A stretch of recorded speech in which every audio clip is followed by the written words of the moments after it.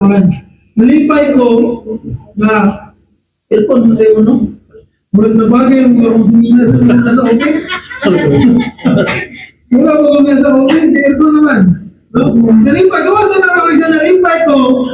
Napansin na ako na rin yung kaigsunan. Nagawa sa mga gwapag, mga gwapo, mga kaigsunan sa topic. Nagkabata ang mga kaigsunan na rin. Tama ka?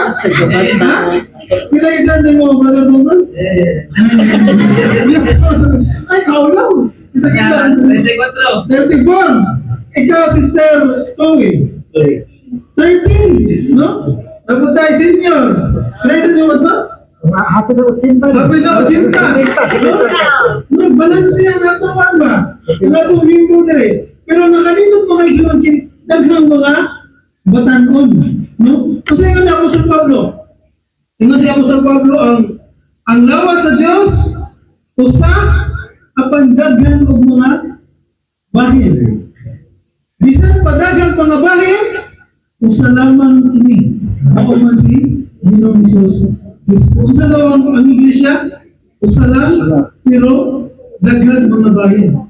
Ug bisan padaghang og mga bahin usa lamang ka church of God. Mo basta mo mga igsunan, kitang tanan nahimong ingredient sa usa ka church. Mabatan-on ba ka?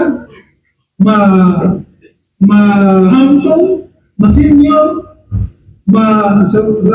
sa ino sa ban matambok manimo kitang tanan sakop sa usa ka church. Ang church mga kaigsunan, tugaran mo mga kaigsunan, ang usa ka iglesia maot ko na puro tiguan. Tama? No? Ang usa ka iglesia maot ko na puro hangtong. Hindi din na yung mga bata kung maka doon mo na ito sa Jensen mo kaigsunan. Usay magsimba mi yagaw kayo. Ano mas balay mo to, may mo diri kinamo simbahan diri ganito. Ito yagaw kayo mga bata, diri usay. Ano mas balay? Pasok sa kwarto, sama ra yapon. Muna karon nag-project mi nato nagbuhat ko children's room dito sa gawa sa balay. Para dili mayagaw. Pero ang ilan yan sa usa ka church mga igsunan is daghang mga bata. Ano sa Hala naman to.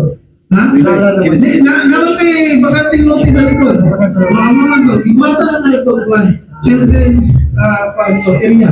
So, ang ilan lang sa usa ka iglesia nga buhi mga igsunan is saba daghang mga bata. No? Kaya kung ang usa ka iglesia mga igsunan especially ang usa ka lokal, wala na yung mga bata.